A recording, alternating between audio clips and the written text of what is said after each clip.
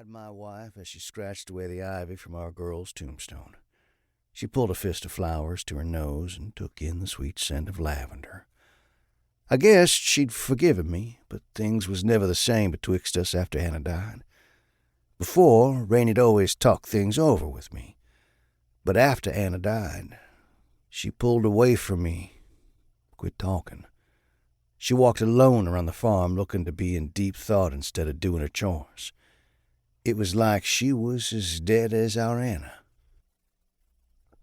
"Well, no, it ain't bad," I said, surprised she'd asked. "It's just a sign you've moved on. You ain't stagnant in your heart." I guess I'd hoped Rainey had moved on, or at least the best I could see from her.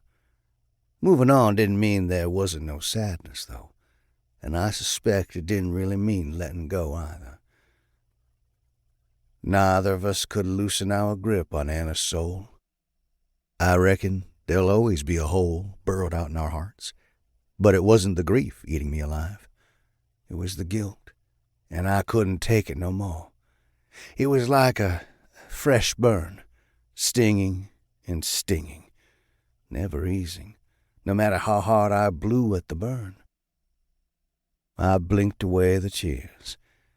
Had her death really been my fault?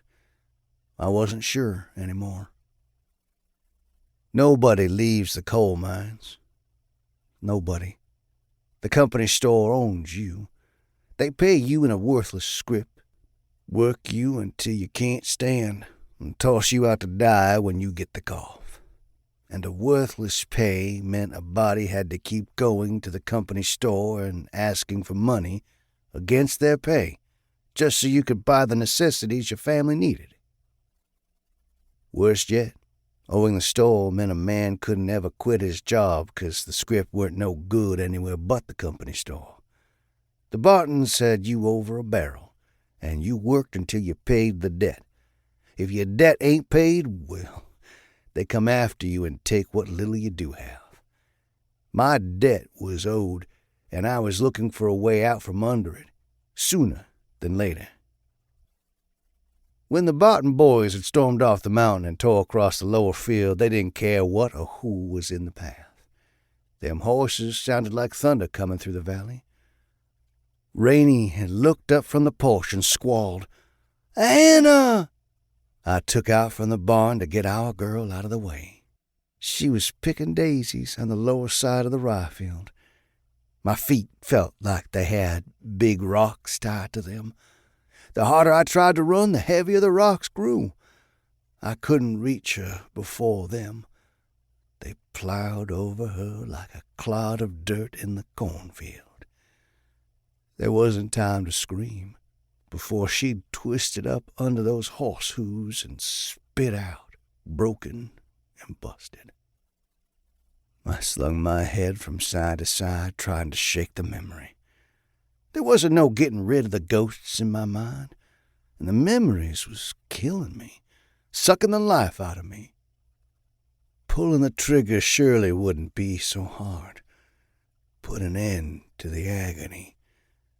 Another child's death, my friend's young'un, thanks to the Bartons, made the weight too much to bear. I'm sorry, Rainey. Sorry, Anna. I'm sorry. I'm a coward and a failure. I was sorry it had happened. Sorry I'd caused it. And even more, I was a pathetic excuse for a man. I brushed the barrel over my lips and slipped it into my mouth. The taste of singed metal drew my mouth tight.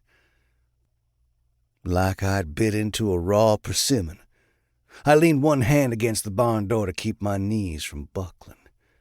My finger rubbed across the rough edge of the door frame, and a coin dropped at my feet. Anna's coin. The penny we'd placed there so long ago. I recalled when my little girl and me had talked.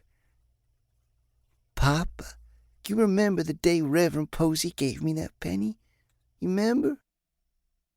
"I remember." I pushed her long blonde curls away from her cheek.